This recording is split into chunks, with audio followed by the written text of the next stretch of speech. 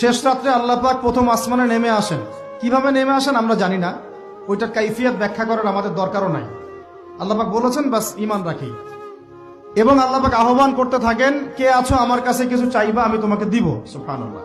কে আছো আমাকে ডাকবা আমি তোমার ডাকে সাড়া দিব। কে আছো আমার কাছে ক্ষমা চাইবা আমি ক্ষমা করে দিব। এইভাবে ফজর পর্যন্ত আল্লাহ পাক আহ্বান করতে থাকেন। আমরা ওই সময় ফেসবুক চালাই, রিল্যাক্সে ঘুম দেই। তাহলে নামাজের আজান কানে যায়, নামাজ পড়ি না, কোরআন বাসায় আছে তেলাওয়াত করি না, খুলেও দেখি না, 40 কুলখানি বাদ দিয়ে।